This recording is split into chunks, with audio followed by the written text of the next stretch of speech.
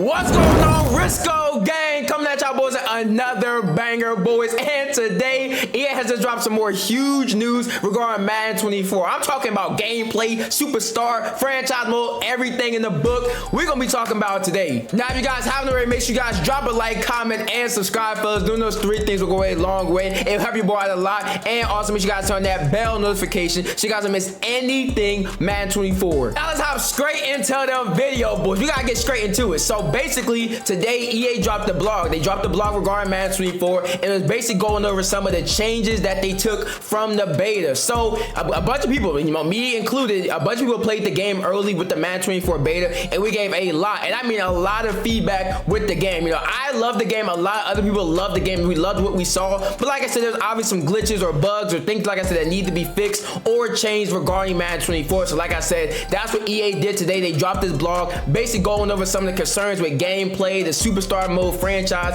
a couple of those concerns they dropped with this blog today. Now keep in mind, boys, these are not all these changes and fixes coming to Madden 24. They were already aware of some of the glitches and bugs that were in the beta, things like, you know, things not being finished, or like I said, just things being broken. They were already aware of most of those things because they dropped that, like I said, in another form where they basically say, you know, we're aware. So like I said, the blog they dropped today is kind of just going over things that arise in the beta, and like I said, the most complaints you know, that people had in the beta, they basically talked about in this blog today. Also, boys, EA has added some more pre-order content to the deluxe version of Madden 24. So if you look on your screen right here, it says pre-order now. It says limited time only. Pre-order the deluxe edition by August 17th and receive a Hall of Fame player item, which is for MUT, obviously, and then also a superstar celebration, which is for the superstar mode. So once again, we knew about this about last month. Someone had leaked that, you know, like I said, this was going to come to the pre-order, you know, deluxe edition, and now it is finally confirmed by EA. So now if you do pre-order the game, you will get once again a Hall of Fame player at MUT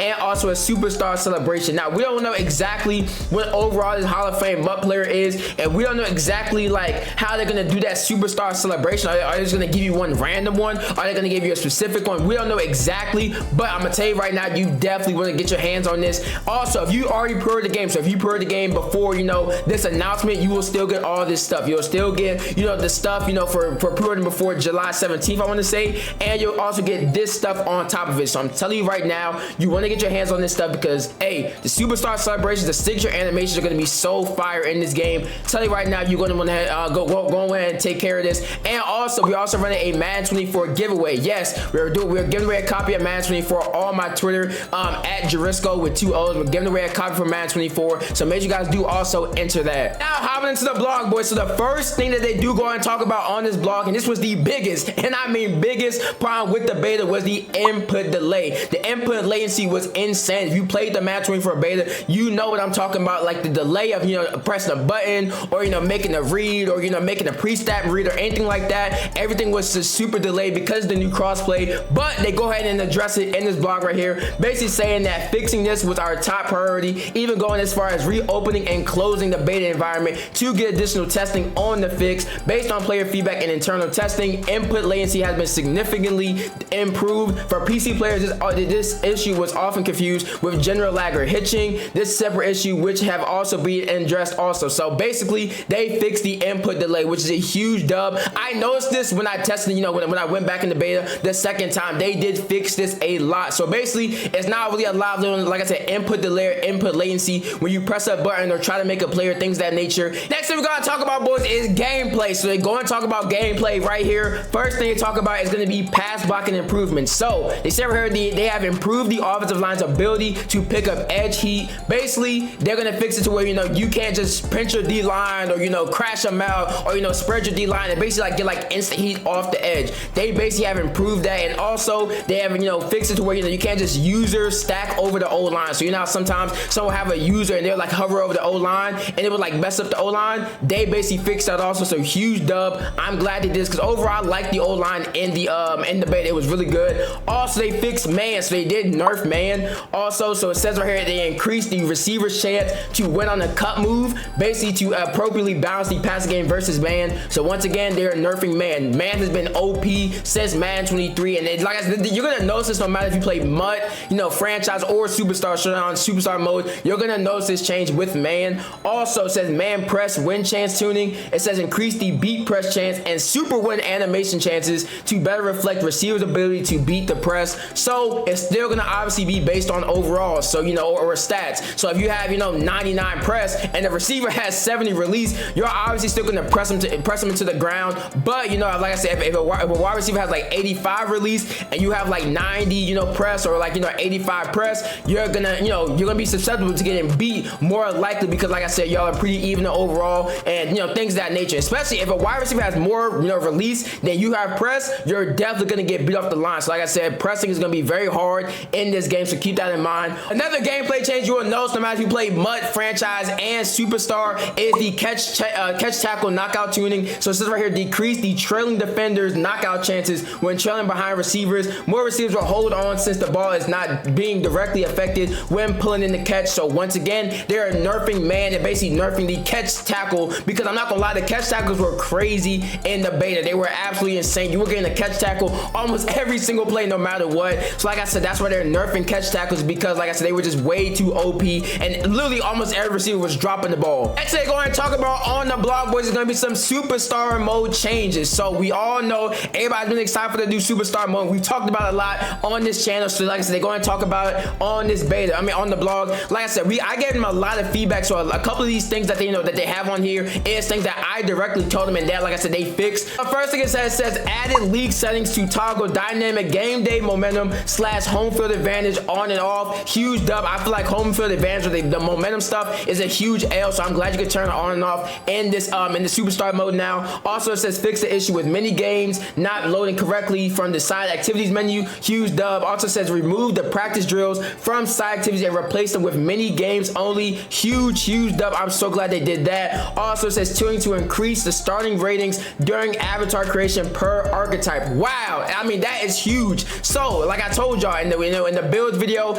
you basically started at a 73 overall. So with that being said, like I said, they're going to be increasing that from the beta. So I'm pretty sure when the game drops and everybody gets their hands on the game, you're probably going to start off at like a 75 to like 78, depending on your position, your archetype, things of that nature. That's what you're going to that's what you're going to start at. It's not going to be as low as a 73. So keep that in mind. You're not going to start at 73 anymore. It'll probably be like 75, 78, which honestly I do like, because like I said, I feel like you did start off super low. So like I said, huge W right here. They did also go ahead and fix the combine. So it says right here, tune the 40-yard dash mechanic to be more responsive. Huge dub, because I'm not gonna lie, that 40-yard dash was absolutely insane in the beta. So I'm glad they made it more responsive. Also, it says fix the issue sometimes preventing player grading from appearing in league games. Huge dub. Fix the issue sometimes preventing opening podcast video from appearing. And also it says update the pacing of X Factor rewards. In the beta, the X Factor was awarded at level 2 of the progression path. This was moved back to later in the progression path and will be awarded based on league game wins.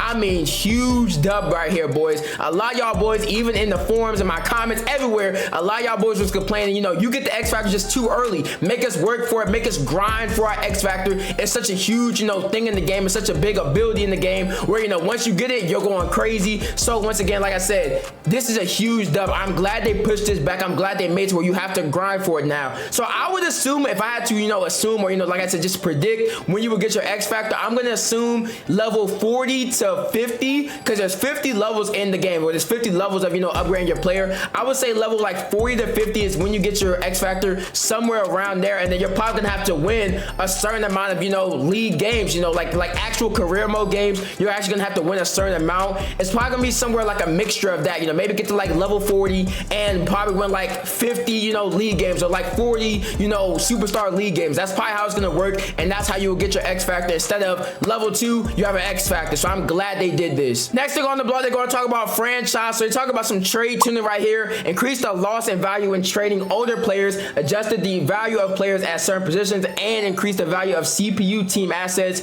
Once again, huge up for the franchise dudes. Also, XP earned for mini games within a weekly strategy. They basically increased its XP. Huge dub. QB injuries during franchise games. Basically increase the frequency in which a quarterback gets injured. Hey, I don't mind that at all. I usually don't play with injuries on anyway. Also, it says updated relocation UI and flow. It says included new features to increase the accessibility of the UI and the relocation options. Huge dub right here. So like I said, I'm glad they did this. Says right, we've also updated the relocation flow to include a preview of each team's helmet, home uniform, and logo to make this process of choosing your new team easier. In addition, we received feedback during the beta that wasn't clear enough that you could scroll from that screen. So we added buttons to hints where you can make it clear. There's multiple relocation options. So once again, huge dub for the franchise, guys. I'm glad, like I said, they're fixing some things and changing things with UI stuff with franchise, because it's huge. Last thing I do want to go over with this blog that they did drop on here is going to be the audio. So they did fix a bunch of stuff with the audio in Madden 24, and I'm not gonna lie, this is a huge dub. So basically says right here, they addressed the feedback with that the crowd was never booing in the game, increased crowd intensity for positive home team plays, fixed the issue where no individual crowd member voices were heard during gameplay. All of that stuff is huge. Also, they fixed the commentary. So it says right here, address the issue where incorrect stats for ball carrier were called out at the end of each play. Also, a variety of issues addressed around open field and breakaway runs, and significant tuning on commentary logic. Huge dub for the commentary, because they didn't change the commentary like voices, but like I said, at least they're fixing them where, like I said, they're actually more like alive, and they actually make more sense. They have more logic to them. So like I said, huge dub right there. Also, they fixed the audio on Superstar. So their polished pass and final mix were added post beta date. Don't really know exactly what that means, but maybe that's just like the overall audio and sounding of Superstar mode, because it sounded a little wonky in the beta. So like I said, I'm glad they fixed it or whatever. So also fixed the issue where the on-field player chatter was heard in the main menu after quitting Showdown. Huge W right there. That's it for the video, boys. Thank you guys for watching. Like, comment, and subscribe for more bangers just like this one. And until next time, peace.